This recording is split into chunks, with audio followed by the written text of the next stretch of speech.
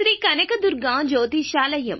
Phone ద్వారా జ్యోతిష్యం చెప్పబడును. కుటుంబ సమస్యలు, ఆరోగ్య సమస్యలు, వ్యాపార సమస్యలు, సంతాన సమస్యలు, భార్యాభర్తల సమస్యలు, కోర్టు సమస్యలు. మీరు ఎన్నో సమస్యలతో బాధపడుతున్నట్లయితే ఒక్కసారి మా గురువు గారు శ్రీమన్నారాయణ గారిని సంప్రదించండి. 100% స్త్రీ పురుష వశీకరణం చేయబడును. మీకు ఎటువంటి సమస్యలు ఉన్నా 100% పరిష్కారం చేయబడును. Phone number 9347304717. భూమి మీదే నరకం చూస్తారు. వృషభ రాశి జాతకులు సెప్టెంబర్ మాసంలో 4వ తేదీన. ఇందులో ఏమాత్రం సందేహం లేదు. ఏం జరగబోతుందో తెలిస్తే మీరు ఖచ్చితంగా భూమిలోకి కృంగిపోయినట్లుగా అనిపిస్తుంది. నరకం అంటే ఏమిటో తెలుస్తుంది. ఈ రోజు జరిగే పరిణామాల గురించి ఒక్కొక్కటిగా వివరంగా తెలుసుకుందాము. వీడియో మీకు నచ్చితే తప్పకుండా ఒక చిన్న లైక్ అయితే చేసి మమ్మల్ని సపోర్ట్ చేయండి. ఇక ఆలస్యం లేకుండా వీడియోలోకి వచ్చేద్దాము. సాటి వారికి సాయం చేయడానికి ఇష్టపడతారు. మంచిగా మాటలు మాట్లాడతారు. ఎదుటి వారి కష్టంలో ఆపన్న హస్తం అందిస్తారు. ఈ రాశివారు ఆర్థికంగా, వ్యాపారపరంగా, ఉద్యోగపరంగా, విద్యాపరంగా అధిక లాభాలు పొందుకున్న అనుకూల పరిస్థితులు అనేవి ఇప్పుడు వీరికి రాబోతున్నాయి. అన్ని విషయాల్లోనూ అనుకూల వాతావరణం కనిపిస్తూ ఉంటుంది.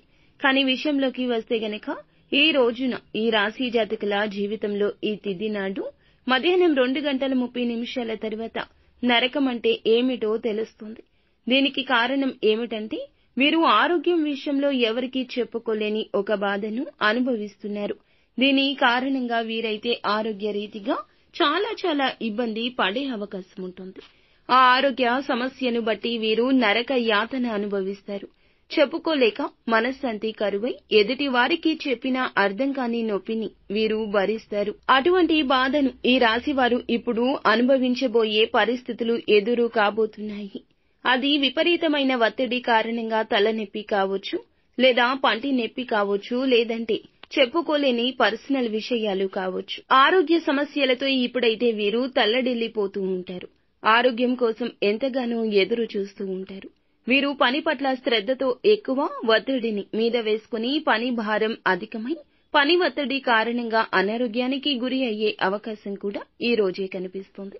ఎన్నిసార్లు ఇటువంటి సందర్భాలు వచ్చినా కూడా వీరు పట్టించుకోకుండా పని మీద శ్రద్ధతో ఆరోగ్యాన్ని అశ్రద్ధ చేస్తూ వచ్చారు.